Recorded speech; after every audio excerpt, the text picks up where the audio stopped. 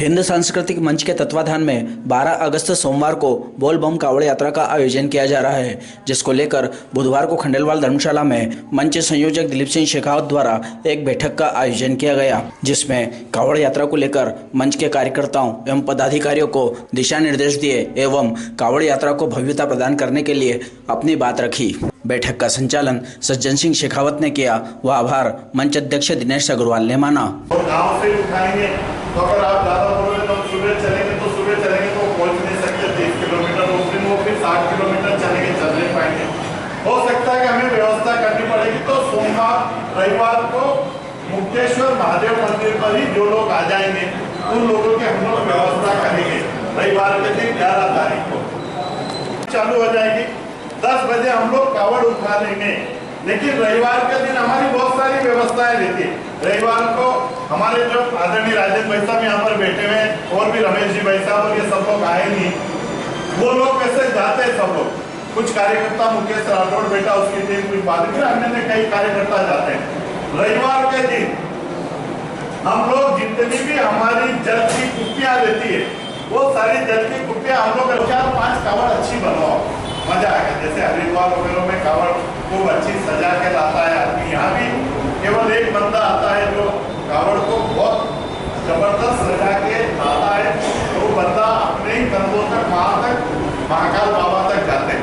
इस बार कोशिश करो, अगली बार से हो सकता है कि एक नया प्रयोग हो जाएगा। जैसे अभी माननीय कैलाश विजयवर्गीय जी ने एक प्रयोग करा गुरु सुंदर जी की कावड़ में, उन्होंने कावड़ जो उठाई उस पर एक लोटे में जल था और एक लोटे में उन्होंने पौधा दिया कि जहाँ शिक्षा वहाँ पौधा लगा देना, वो भी एक विश्व रिकॉर्ड हुआ। हो सकता महाकाल की कृपा से आने वाले समय में हिंदू सांस्कृतिक मंच में इसमें की कोई योजना बनाए। तो एक तो मैंने आपसे निवेदन करा है कि कोशिश करना है 11 तारीख को सवेरे ही हम लोग आए, 11 तारीख को 9 बजे के पहले हम वहाँ पहुँच जाए। रविवार के दिन हम हमारे कहने की आवश्यकता नहीं, बहुत सारी टीमें 11 को हम यहाँ 10 तारीख को 10 को हम यहाँ पहुँच गए, 11 तारीख को 11 को हम लोग यहाँ पहुँच जाए, कुप्पियाँ भर दें वहाँ पे, हमारे कावड़ की जो पट्टियाँ वगैरह वो लोग लगा दें मुक्तेश्वर महादेव मंदिर पे हाल पे 11 तारीख को, और भोजन प्रसाद हमारे मुक्तेश्वर मंदिर पे रहेगी। अगर उससे ज़्यादा संख्या हुई तो फिर हमारी खंडेलवाल धर्मशाला है, नगरदास मंदिर है, यहाँ पर हमारी व्यवस्था रहेगी। 12 तारीख को हम 9:30 बजे महाआरती प्रारंभ कर देंगे। महाआरती के बाद में हमारे जो संत पंडित जी वगैरह आएंगे वो कावड़ की पूजा करेंगे और 10, सवा 10 आरती हम लोग वहाँ से निकल जाएंगे। अब एक निवेदन मेरा ये है कि एक तो कुछ जवान हमारे जो युवा रहते हैं बहुत तेजी से कावड़ में निकलते हैं, उनका लालच होता है कि 12-1 बजे तक उन्हें पहुँचे और भोजन प्रसाद लेके 2-2:30 बजे उन्हें से उज्जैन के लिए रवाना हो जाए, ताकि सावन की सोमवार की सवारी के हम दर्शन कर लें। अब उससे दिक्कत एक हमारी ये रहती है कि कावड़ पूरी 3 मीटर हो जाती है, कुछ लोगों का गैप इतना आगे हो जाता है, कुछ पीछे हो जाते हैं, कुछ पीछे रह जाते हैं। देखो, इस नागदा शहर को हमारे जितने भी हम पे आशीर्वाद रखने वाले या धर्म को सनातनी जो लोग हैं, पूरी दुल्हन की तरह इस नागदा को सजाते हैं, पूरे शहर को। आप समझ लो नागदा खातिरों में हमको फूल नहीं मिलते, हम फूल रतलाम से लेकर आते। तो कुछ लोग कहते हैं भैया आप मंगाओगे तो हमको फूल, इसलिए मेरा कहना है कि 100 से ज़्यादा हमारे मंच बनते हैं।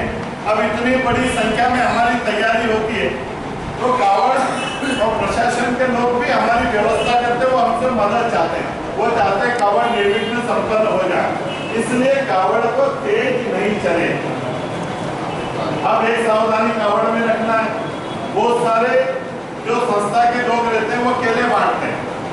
अब पिछली बार क्या हुआ कि केले, मान लो उदाहरण के तौर पर 3000 केले बांटे और 3000 छिलके सड़क पे फेंक दिए, तो अगले कहते आपने सामान मौत का बेच दिया केले के छिलके। पिछली बार एक का हाथ टूट गया, केले पे छिलके पे पाँव रखा, पाँव स्लिप हुआ, हाथ टूटा। चलो हाथ से ही भगवान ने उनकी बला डाली, सिर के बल अगर आदमी सड़क पे गिर जाएगा क्या होगा।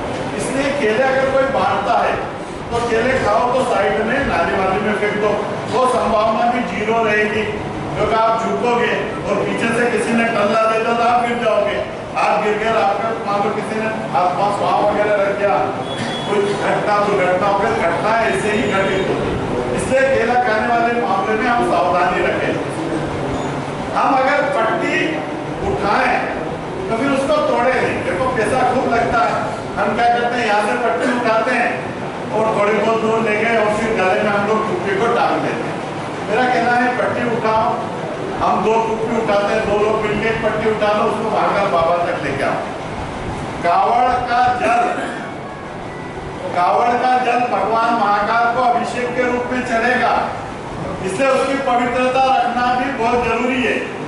आजकल वीडियो 2 मिनट में बनाते, मान लो हमारे गले में कावड़ की वो कुप्पियाँ टंगी हुई है और हम कहीं बाथरूम कर रहे हैं, किसी ने वीडियो बना लिया कि देखो ये सनातनी है, ये धर्म को मानने वाले हैं, कावड़ की कुप्पी टंगी हुई है और बाथरूम कर रहे हैं और उसी बाथरूम के हाथ को कुप्पी पे लगा देते हैं। 2 कुप्पी लटकाते हैं, बाथरूम करने जा एक दूसरे को दे दो, हाथ हाथ बोलो, फिर कुप्पी टांग लो, उनको बाथरूम आए तो इसकी कुप्पी हम ले लो। तो कुप्पी की पवित्रता भी हमको रखना है। हम इतना सा कर सकते हैं, हमारे वार्ड से कावड़ निकल रही है, 2 4 5 भगवे झंडे हमने ले ली, हमने उसमें बनाने के भेजा लिया। एक वातावरण कावड़ में जब निकलेंगे तो एक वातावरण अच्छा होता। गांव में भी ये स्थिति 2 4 5 कोई भी मानने वाले ठीक है भैया, मैं पूर्व जनपद का अध्यक्ष सदस्य रहा हूँ, 5 झंडे मैं बना के दे दूंगा, चलो ये व्यवस्था होगी। अब कावड़ में आप सब लोग पैदल चलते हो, अगर डीजे रहता है तो अगले की थकान कम हो जाती है, उसकी स्पीड बढ़ जाती है। एक डीजे अगर हम कर सकते हैं तो करने की कोशिश करना चाहिए। अब कावड़ जब यहाँ से निकलती है, जैसे बद्रीनाथ केदारनाथ यात्रा में जाते, कोई गांव के या मोहल्ले के जाते, कितने लोग हैं, कितने लोग जाते, 5 लोग 10 लोग 15 लोग 20 लोग। विदा करने कितने लोग आते हैं, कितने लोग आते हैं, कितने लोग आते हैं, 100 लोग आते हैं। अब अपन होता ना, कई लोग हाथ लगा के तीरथ करते नहीं करते, या जब वापस आते हैं तीरथ करते तो अपन उनके दोग देते हैं, उनको 50-100 रुपए देते। क्यों देते? ये तीरथ करके आया है, ईश्वर इसके कारण मुझे भी थोड़ा बहुत पुण्य देते। तो जब मान लो 10,000 लोग, 8,000, 5,000, 15,000 लोग कावड़ यात्री जाते हैं, तो हम कुछ लोग उनको विदा करने के लिए नहीं आ सकते? आ सकते कि नहीं आ सकते? भाई मान लो मॉर्निंग ड्यूटी है तो हम आफ्टरनून कर रहे हैं, भाई इतना तो एडजस्टमेंट करना है। और फसल वाले मामले में तो कहीं कोई दिक्कत नहीं है कि 2 घंटे बाद भी दवाई छिड़की तो कोई बहुत बड़ा पहाड़ नहीं टूटेगा। इससे मेरा कहना है कि जैसे आज इतनी बड़ी संख्या में यहाँ बैठे, हमको आज से 7 तारीख से लेके 11 तारीख तक हमारा दिमाग चलना चाहिए, कौन मेरा दोस्त है जिसको मैं ये कहूँगा कि तुम कावड़ में चलो, और अगर कावड़ में नहीं चलते हो तो हमें विदा करने के लिए चलना ही चलना। उस कावड़ के भगवान भोले की खोज को, भगवान भोले की बारात को हमें निहारना है। 2 दिन तक 20,000 लोग साथ में लेना, ये महाकाल बाबा की कृपा है। तो हमें 7 तारीख से 11 तारीख तक क्या करना है, कुछ लोगों को झंडे सिखवाना है, जिसको भगवान ने सामर्थ्य दिया है, जिसके पास शक्ति है, उनको व्यवस्था करने का हमें दीजिए। अरे उज्जैन तक नहीं तो अरे नागदा की शोभा यात्रा में हमें रहना है। अब छठी बात क्या है, बहुत सारे लोग हैं जैसे बिलोरिया बैठे, ये इनके कमेटी जो पौधा लगाती है, इतना बड़ा कोई मैसेज देने के लिए एक मंच हमने बना लिया, बहुत सारे समाज के लोग यहाँ बैठे, वो समाज, अरे यार 10,000 लोगों का अभिनंदन करोगे, स्वागत करोगे, उसको देखोगे, प्रेरणा मिलेगी, आपका स्वागत उसको ताकत प्रदान करेगा। इसलिए कहाँ मंच लगेगा, कौन स्वागत करेगा, उनसे बात कौन करेगा। समाज के लगभग नागदा के 90% समाज के लोग 90% समाज के लोग मंच लगाते हैं, या मुझे कहने की कोई आवश्यकता नहीं। गुरु भैया मान लो यादव समाज के, बिट्टू भैया यादव समाज के, तभी बात करना है भैया, यादव समाज का हमेशा मंच लगता है, इस बार ना लगा। एक उदाहरण दिया मैंने, तो जो समाज के लोग हैं, हर आदमी समाज से जुड़ा हुआ है, उनको बात करना है, ये हमारा मंच लगना है। ग्रामीण अंचलों में भी हम पंचायत के सरपंच को चुनते, सरपंच मंच लगा, जितने फूल बरसाने फूल बरसाए, लेकिन एक नागदा जैसे हम सामूहिक विवाह करते हैं और पूरे नागदा में ग्रामीण क्षेत्र से 100 ट्रैक्टर भेजते हैं कि वन निकासी के लिए हम ट्रैक्टर भेजेंगे।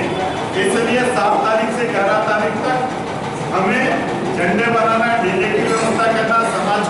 के लोगों से विदा करने के लिए लोगों। अब एक निवेदन हाथ जोड़ के करूंगा, रात को हमें नहीं चलना उमेर के बाद में जहाँ 6-7 बस्ती है, चाहे वो रुई में हो, सोलंग में हो, चाहे गोयला में हो, जहाँ जगह मिले। क्योंकि आप सोचो उज्जैन और जावरा जो रोड है उस पर ट्रैफिक इतना हो गया, इतना ट्रैफिक हो गया है कि अगर 2 ट्रक निकले उसके बाद जगह नहीं बचती वो आपको छोड़ेगा। एक तरफ बरसात गिर रही है, वाइपर चल रहा है, सामने से ट्रक वाले पे लाइट है। अब अगर गलती से भी आप 25 लोग हो, इधर कीचड़ है बरसात का, 2 ट्रक क्रॉसिंग कर रहे हैं, आप कीचड़ में जाना नहीं चाहते हो, ट्रक का हल्का सा भी हाथ झूला, सकत बेड़ी के एक कांवड़ यात्री का आज के 6-7 साल पहले वो लोग एक दिन पहले आ रहे थे, चंबल के पहले एक्सीडेंट हो गया। फोन आया, भाई साहब एक ट्रक वाले ने कांवड़ यात्री को कुचल दिया। हम लोगों के तो जैसे प्राण निकल गए, यार पता नहीं कितनी लगी होगी, क्या स्थिति होगी। सारा खाना वाना छोड़ के हम लोग मनसेवा आ गए, ज़्यादा नहीं लगी। इसलिए रात को हमें नहीं चलना।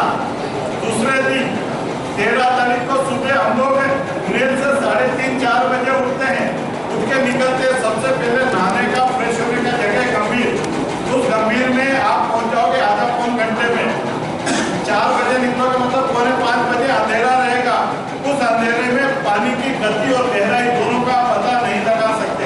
पीछे गंभीर डैम है, अगर रात को पानी ज्यादा गिर गया, फाटक खोल दी, एकदम लेवल बढ़ गया। अभी मुंबई के घटना मैंने देखा, आपने देखा पता नहीं, कुछ लोग पिकनिक मनाने गए मुंबई से 50 किलोमीटर दूर, सेकंड में पानी बढ़ गया, सेकंड, मिनट नहीं कह रहा, सेकंड में, और एक परिवार के साथ लोग रह गए।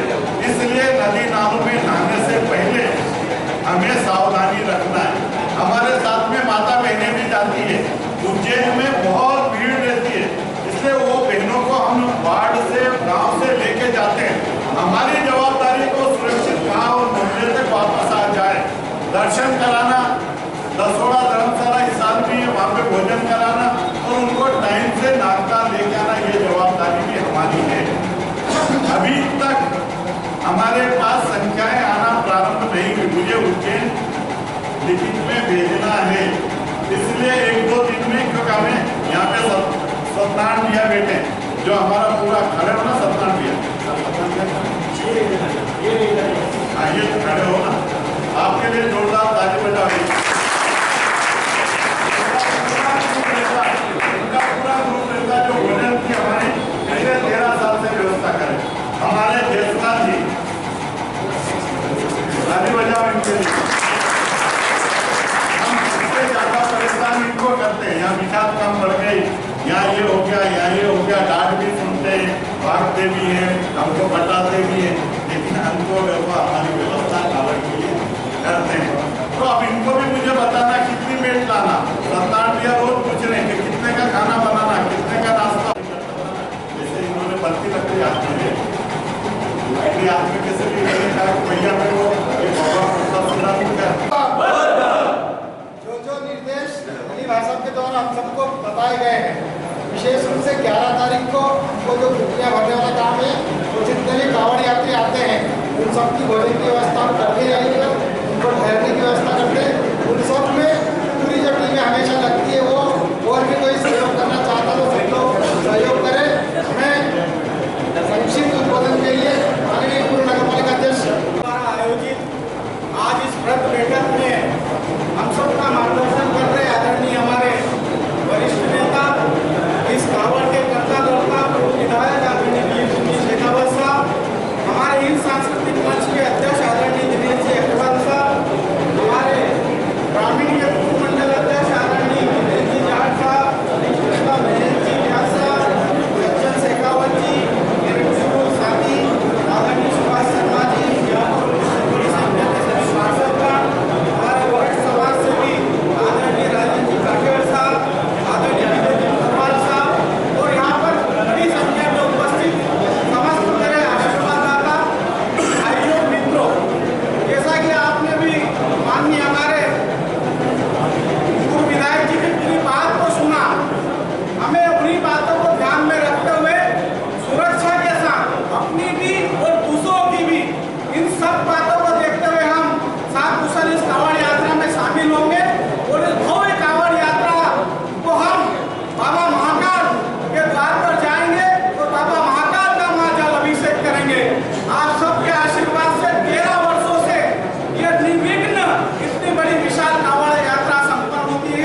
इस वर्ष भी आप सबके आशीर्वाद और सहयोग से कांवड़ यात्रा सफल होगी।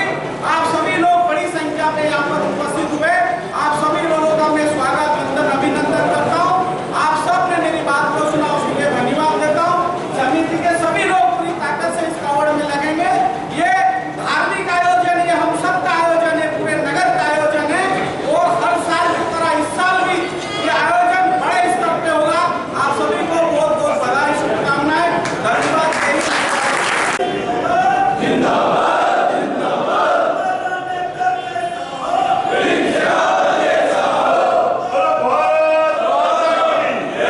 भारत माता की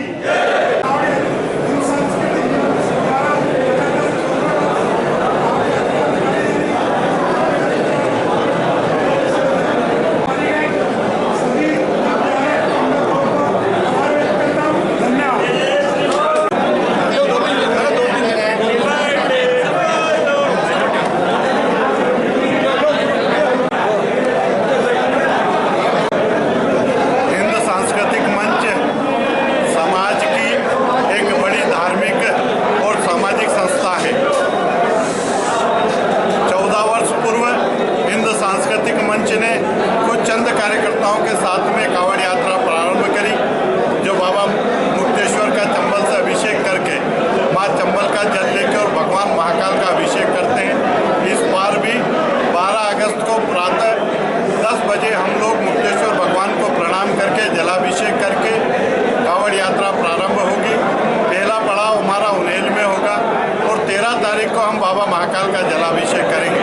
मैं हाथ जोड़ के आप सब लोगों से इस चैनल के माध्यम से विनती करूंगा कि आपका आशीर्वाद पिछले 13 वर्षों से मिलता रहा है।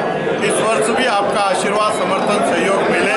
इस कांवड़ यात्रा को अपनी कांवड़ यात्रा माने और भगवान महाकाल के इस जलाभिषेक में आपका अमूल्य सहयोग दे।